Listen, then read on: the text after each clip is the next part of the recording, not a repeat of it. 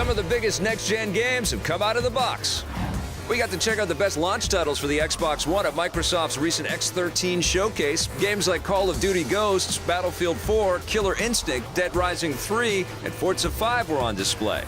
All of the games look terrific, but I definitely had the most fun playing Dead Rising 3. The Xbox One has a very strong lineup, and we'll have more on all of these games before they launch with a new console on November 22nd.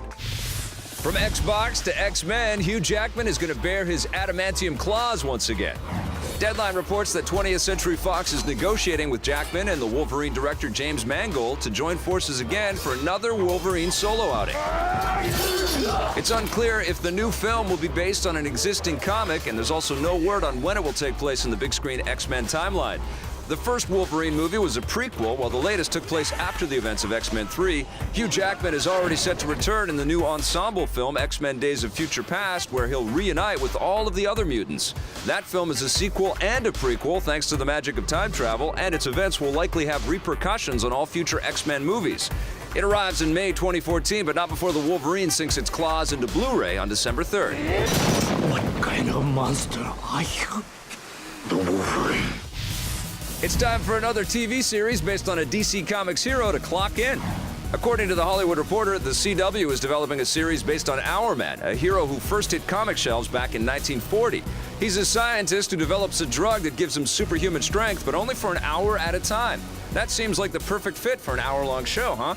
Hourman has also been a member of the Justice League, but there's no word yet if his new show will take place in the same universe as Arrow or its upcoming spin-off, The Flash. We'll let you know when more details come in.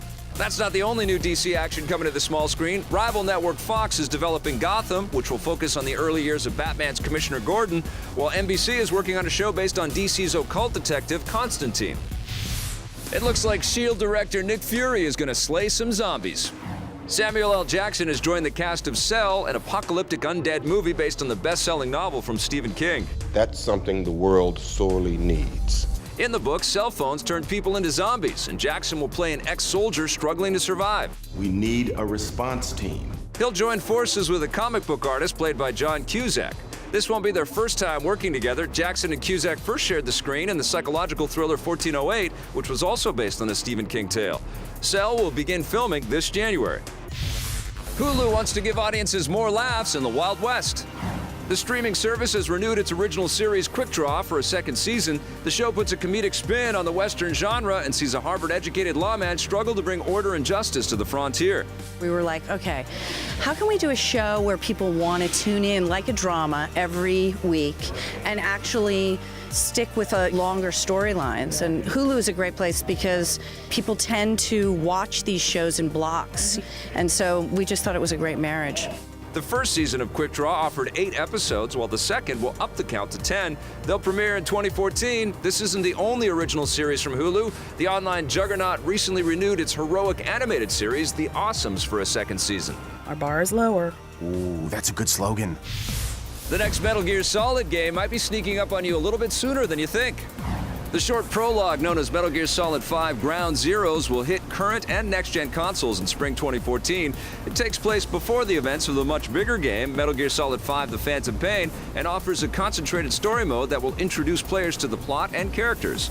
It will also help players get familiar with all the new controls and gameplay features, including day and night cycles, dynamic weather, and the ability to call for reinforcements when you're in trouble. The Phantom Pain will pick up where Ground Zeroes leaves off and feature bigger open-world environments. There's no word yet on when that will deploy. You don't have to have strong Jedi powers or be a big Hollywood name to get a role in Star Wars Episode 7. Lucasfilm and Disney are holding open casting calls for the highly anticipated film.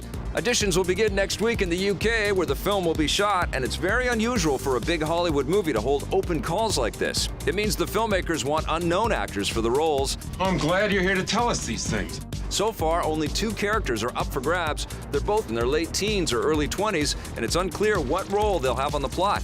You have learned much, young one. You'll find I'm full of surprises. Star Wars Episode 7 begins shooting early next year and will hit theaters in 2015. All too easy.